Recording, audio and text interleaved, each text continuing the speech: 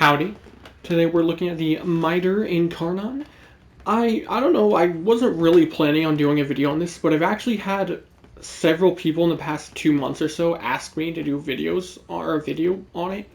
Like several different people, so I mean I guess people are interested in it. So I figured might as well. There are already people that cover this weapon, but since I was asked specifically, why not? You know what? Just gives me more stuff to do. So, Mite on its own is a pretty terrible weapon. It has horrendous base stats. 5% crit chance, 2.0 multiplier, 20% status. The damage is 10 puncture, 70 slash, 20 impact, so slash weighted. And a total of 100 damage, a 2-second reload, 20 magazine, 2.5 fire rate, and a charge time of 0.75 seconds. It shoots saw blades, and you can charge it up so the saw blades do more damage. And that's pretty much it. It's a really, really bad weapon on its own without the Incarnon adapter. It is bad feeling to use, it is horrible looking, it is horrendous in the stat department. You should never use this without the Incarnon adapter. Now, the Incarnon adapter does change it quite a lot. So the first evolution is what enables it to become an Incarnon weapon, right? Like to switch modes. Headshots, charge, Incarnon, transmutation, alt fire, transmute, switching back will expend any remaining charge, pretty typical. It fires homing and bouncing, heat damage, explosives. So similar-ish to the Latrin Incarnon, but these are heat-seeking, whereas the Latrins are not. These do not bounce as many times as the Latrin, I do not believe. And you get way less Incarnon ammo, but it's still fairly decent. Now, the second evolution, you have Swift Saw Blades for 77 base damage increase, and while a channel ability is active, you get 70% fire rate.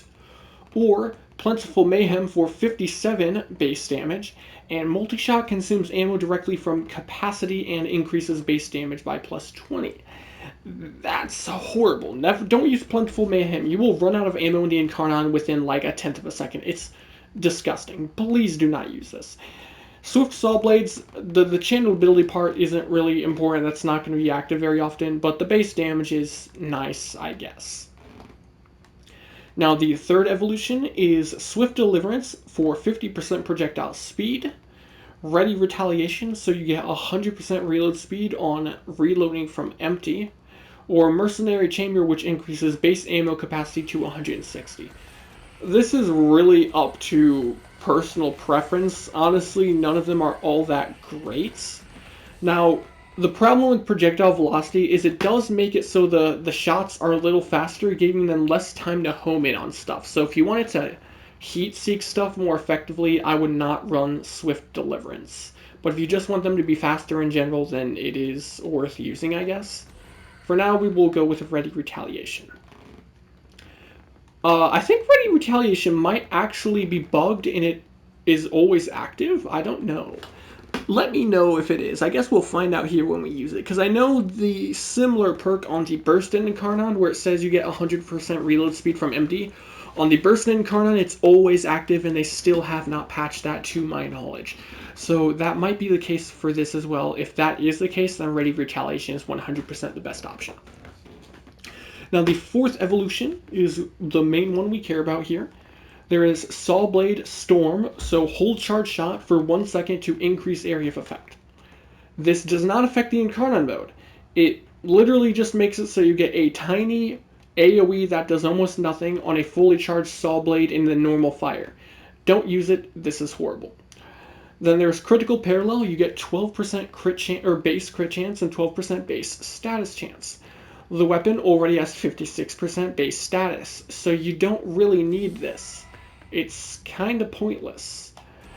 Then there's Commodore's Fortune, which is 22% base crit chance. That's what you want. It's the highest value, and it brings the crit chance in the Incarnon mode from 22 or 20%, to 42%, more than double the base crit chance. So definitely go Commodore's Fortune. Now, before we get into builds, let me switch. Do I not have a build with nothing on it? I don't think I do. Damn. Well, I can just show it anyways. Let's show the Incarnon fire mode real quick. So you get headshots to build it up. It actually builds up pretty damn fast. And then here's the alt fire mode. You can see it shoots these little balls that bounce around. It is fully automatic, by the way. You shoot, and then it bounces. I think that was 3 or 4 bounces. 1, 2, 3.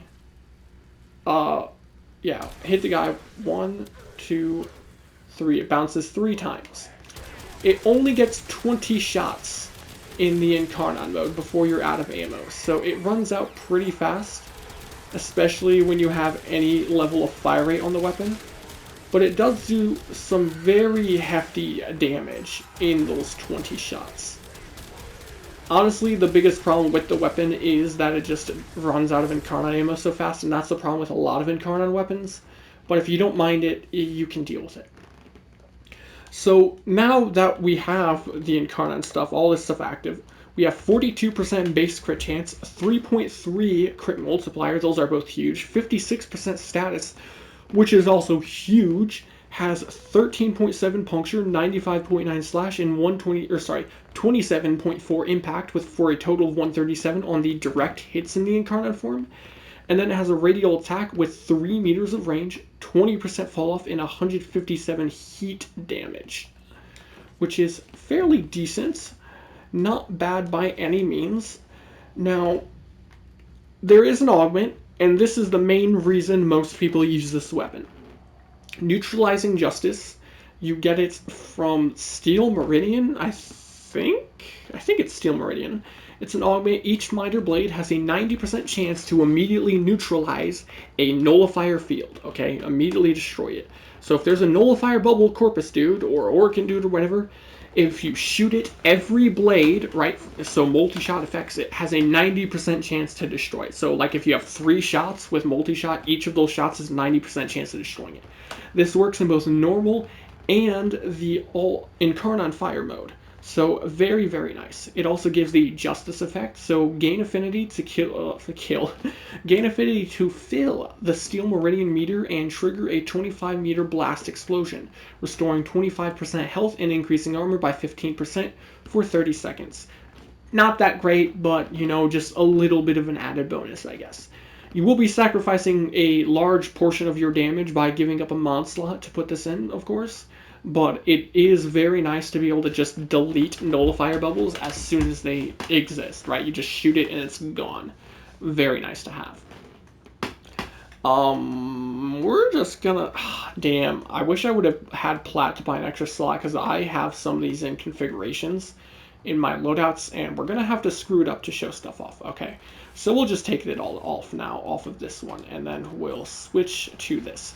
Now, it does show the fire rates higher, but this is assuming we have a channeled ability active because of our second evolution, so just ignore that. Pretend it's not there. It's kind of wonky. Now, because we have such high crit chance and crit damage, we're obviously going to want to build crits on this weapon, so critical delay is a must, and so is vital sense. No matter how you build it, you're always going to want those two, and then obviously you want galvanized chamber for more multi-shots. Then galvanized aptitude. I'm actually unsure if this is multiplicative on the weapon. I know it is on Latran. I would assume it is. It's a projectile. But the problem is a large portion of our damage, over half of our damage, is from a radial attack. So it's not really worth using, especially when, well, I mean, there's better options, right? Like, why would we want a damage buff that affects less than half of our damage? It just isn't really worth it, in my opinion, but oh well. Then we can add in Amalgam Serration for damage. You don't have to do this if you have a bunch of base damage from your Arcane and you only want it from your Arcane, but I like it here. It just makes life much, much easier. And let me see. The rest is entirely up to what you decide to use on the weapon. Now, Punch Through does nothing for the weapon, so don't put Punch Through on. Like Prime Shred, that's pointless. I know I haven't in these builds. I was doing shit. Don't worry about it.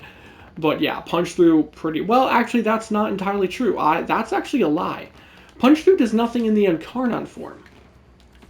However, it does let you punch through enemies in the normal fire. So you can see if I shoot this guy, it doesn't hit the guy behind him. But if I have punch through and it can go through and it can hit multiple enemies' heads, it just makes it slightly easier to build up the Incarnon form if you hit more heads because of the punch through.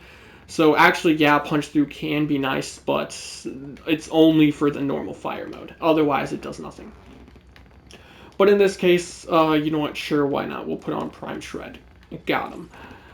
Then after that, it's really entirely up to you what you want to build on it, right? I say that way too much. Entirely up to you, up to preference. I need to like stop saying those phrases exclusively. I need to broaden or widen my vocabulary, expand my vocabulary.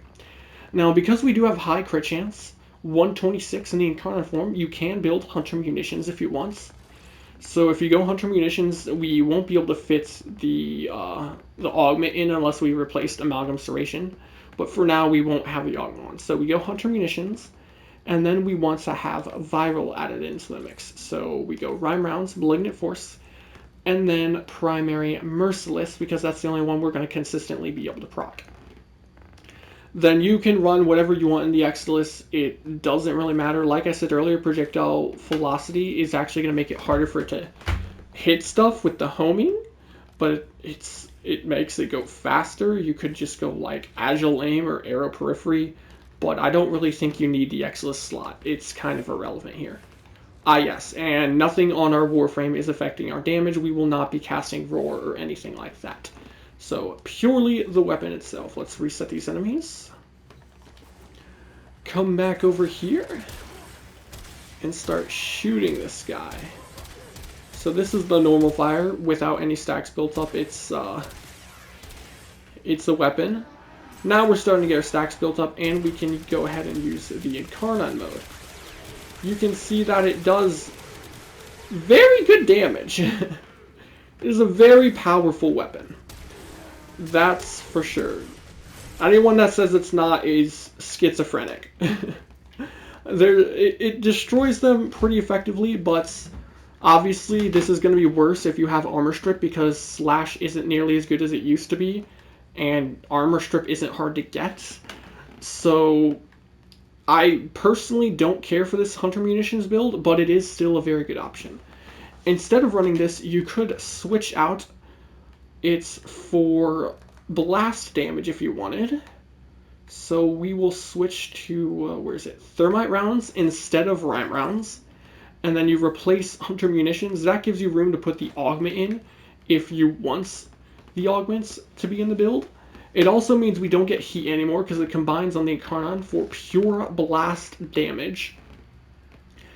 Then you could also replace Primary Merciless with something else and go like, what is it? Like Malignant Force and Primary Blight, just so it's easier to keep stacks up without having to get kills, because I hate having to keep Merciless up.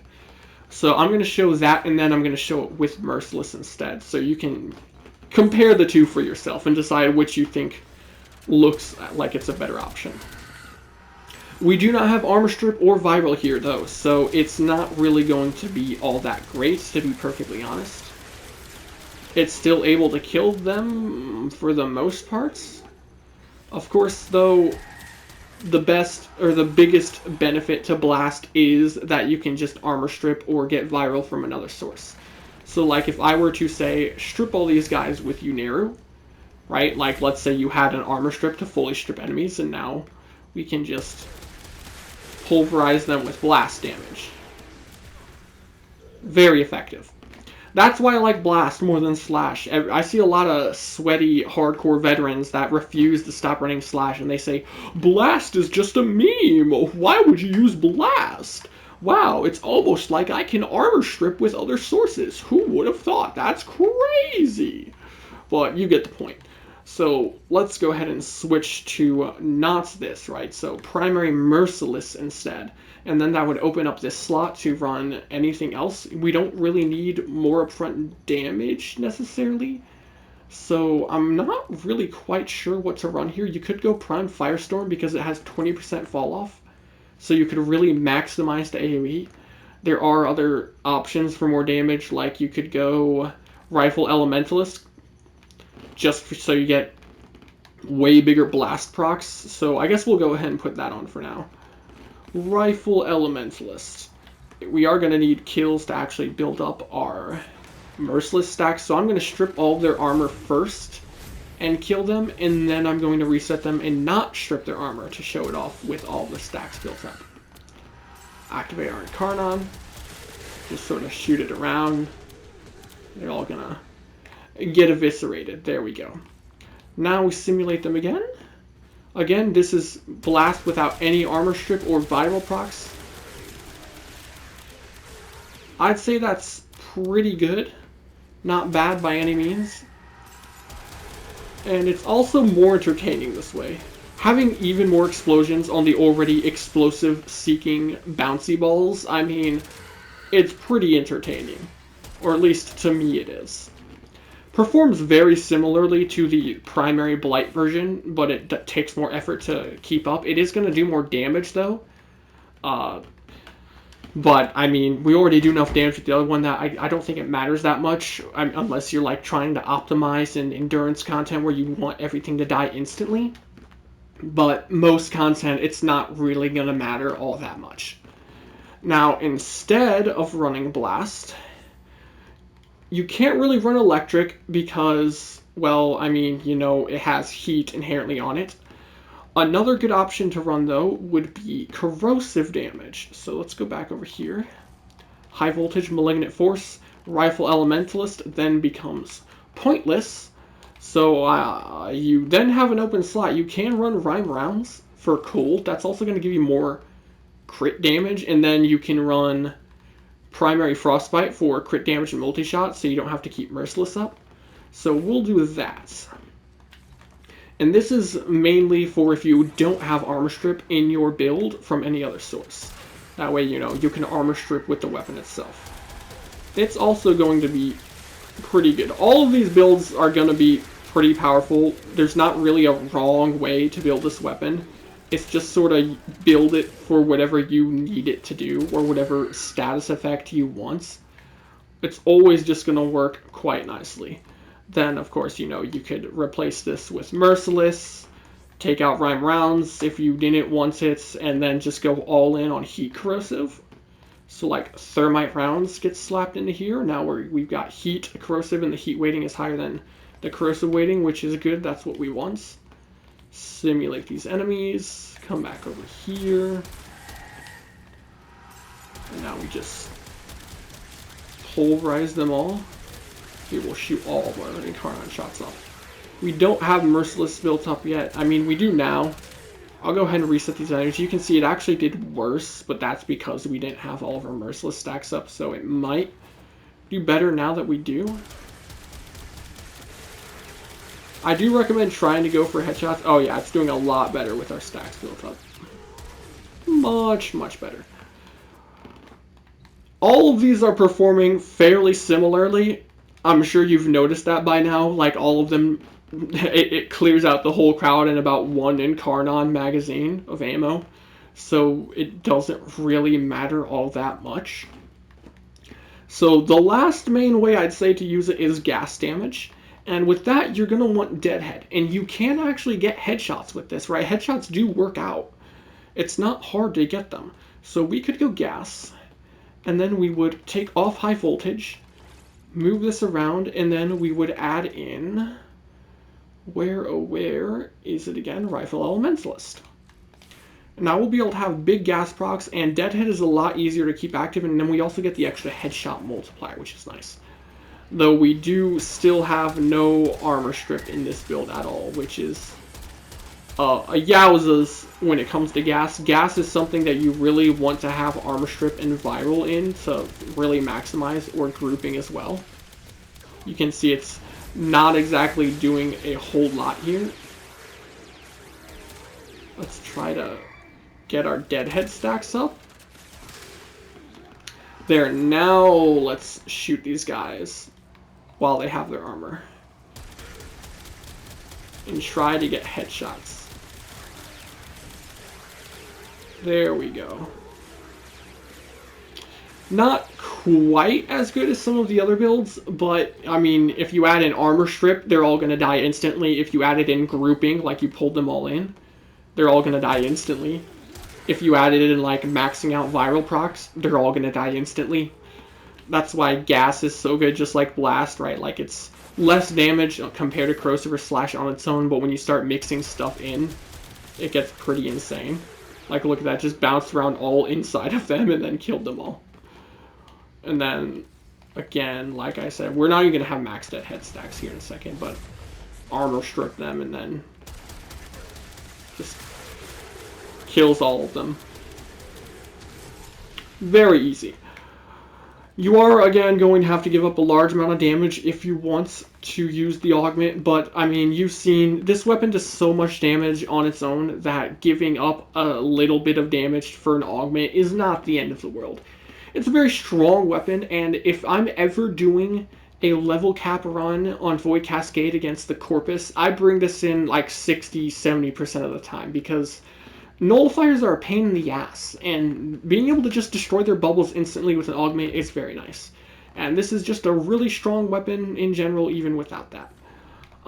That's pretty much going to do it for the video. I don't think there's really else to show with the weapon. If you liked the video, leave a like, subscribe. Adios.